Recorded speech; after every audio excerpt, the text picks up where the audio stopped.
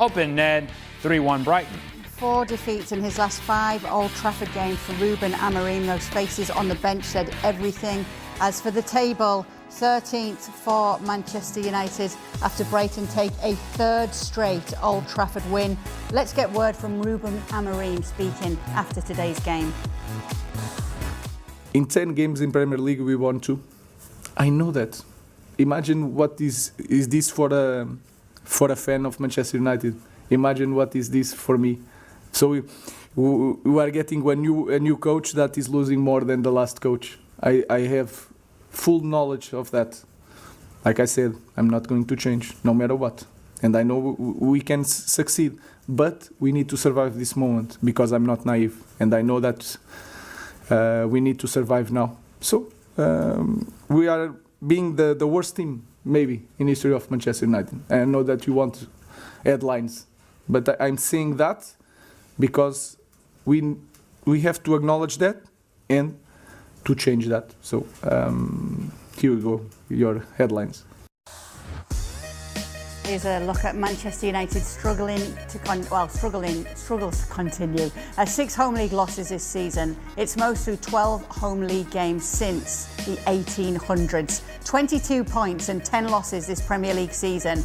Both are its worst through 22 games in the Premier League era.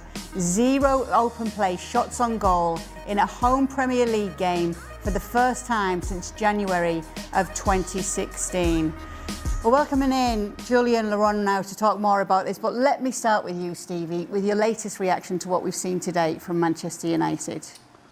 Well, the only surprise is that Brighton weren't at their best, because I think everybody knew that this would be a tough game for Manchester United. Nobody was convinced about the 2 results they got previously against Arsenal and Liverpool. And it turned out that Brighton were not as good as they normally are, but yet they still come away with a comfortable 3-1 victory. I mean, they scored early on, that always helps. But at least Manchester United, after they went behind the first goal, there was a reaction. OK, they never managed to get any shots on target, but they got a penalty, but there was some sort of reaction. So at half-time, you know, I think it was probably the right scoreline. But the second half, a bang average Brighton, because Brighton were worse in the second half than they were in the first half, but got the 2 goals. Obviously, Onana has a complete and utter howler for the 3rd, but there was no reaction this time. And so, yes, I thought Brighton could actually win this game before the ball was kicked, but I didn't think Brighton would win it in a canter without being at their best. I mean, this performance from Man United, particularly the second half, if I was being kind, I would say they were bang average, but they weren't that good. I mean, it was just awful and no reaction at all. And the one guy I feel sorry for, more than MD, is Bruno Fernandes. Bruno Fernandes is trying everything to try and get his team going, and he can't do it on his own. And I don't know where the next win's coming for Manchester United. I just don't know. How did you see it, Jules? Yeah, I agree with everything Stevie said. I thought the second half, was one of the lowest. I mean, it was a new low I felt for them, because we said already on Thursday night, I wish we could replay the show on Thursday when we talked about the game tonight after they miraculously beat Southampton after being by far second best on that game for 82 minutes before Amad Diallo transformed himself into Jesus Christ and scored 3 goals out of nothing, pretty much. That's what happened. And we said on the show on Thursday night, we said Brighton could go there and spank them like they've been spanked at home by Bournemouth and Wolves and Forest and all those teams that they've lost to since Amorim arrived. And we've also said, and this afternoon was again the prime example, he hasn't been good enough. He can say anything he wants in his press conference after, because he knows that by saying something big like we are the worst team in Manchester United history, which kind of deflect a little bit from how bad he has been and how bad the team has been. But this is not working anymore. This might work in Portugal. That doesn't work here anymore. We know your bluff. We know what you're saying. This was not good enough. And by the way, learn about the club's history, because there have been far worse teams than the one that you're coaching right now. It's a team that has cost more than £500 million. It's a team full of international players. I do not care the way you want to see this team and the recruitment and how it was constructed. This is a team, a squad full of international players. This is a better squad than most in the Premier League. And this is where you are. This is what you do. You can give me every headlines you want. You haven't been good enough. Do you see it as a deflection, Stevie, him saying in the press conference? Do you see that? Yeah, 100% agree with Jules. 100%. He's trying to get in before they get it out, which is what he's doing. No question. I'm 100% with Jules. He is trying to take the sting out of the situation of how bad they are by saying they're really bad. It's almost like he's looking for a bit of sympathy. It's almost like he's looking for a get out that it's not his problem. That's what it feels like. It's trying to control the narrative and the rhetoric. And let me be the one that drives the narrative. Let me be the one that provides you material. And here's the thing. You could be providing material if your team were playing well. Hey, that's the best way to control every narrative, and that's just not happening. I think what concerns me about Ruben Amorim and Manchester United is the fact that it's been a consistent struggle. We know that full well. Jules just mentioned some of the results there and the run of bad results that they have had.